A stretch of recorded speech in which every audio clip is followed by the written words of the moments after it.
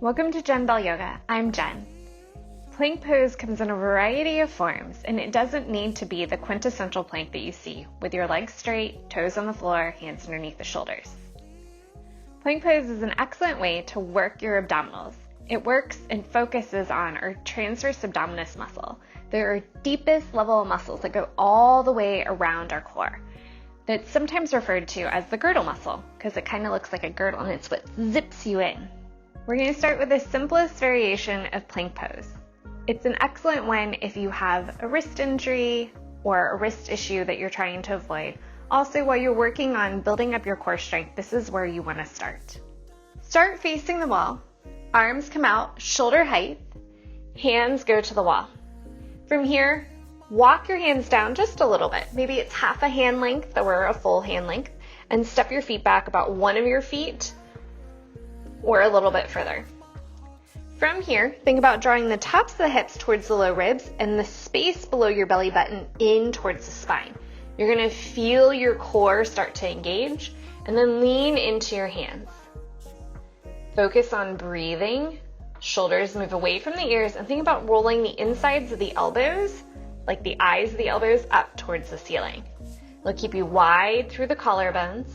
As this becomes easier, you can take your plank a little bit further back, increasing the level of effort.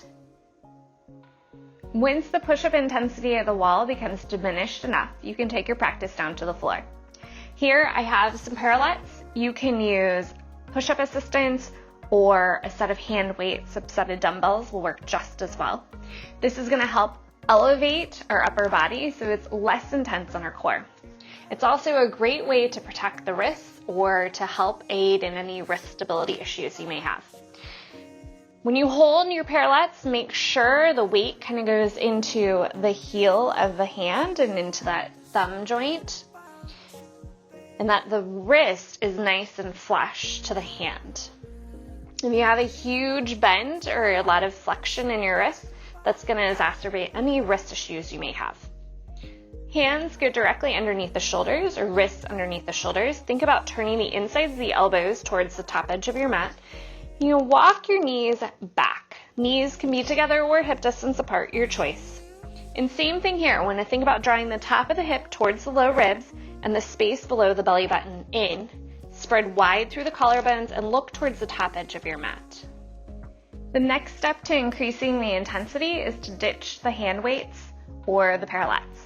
You can still use fists instead of your flat hands on the ground if you have wrist issues.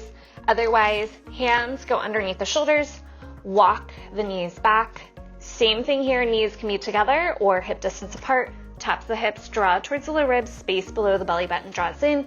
Insides the elbows roll forward, spread wide through the collarbones, look towards the top edge of your mat.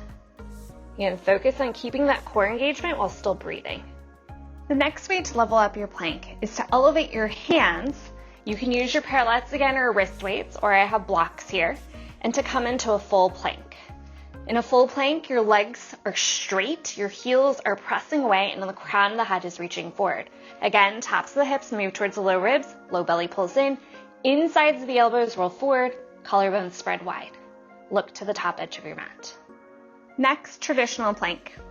Same thing as the last one, except for hands are on the ground, increasing the intensity here. So feet, again, press away from the crown of the head. Legs are active and long, tops of the hips reach towards the low ribs, insides the elbows roll forward, gaze is to the top edge of your mat.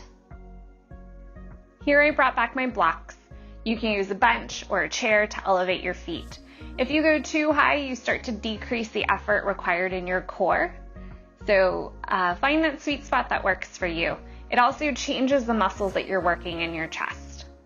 For this variation of plank, hands, again, underneath the shoulders. You can do fists for wrists as well, or use your parallettes. Feet go up on whatever you're elevating your legs up on. Insides the elbows roll forward. Tops of the hips move towards the low ribs. Low belly pulls in. Gaze goes towards the top edge of your mat. Thanks for watching this video. Don't forget to hit like and subscribe for more content just like this.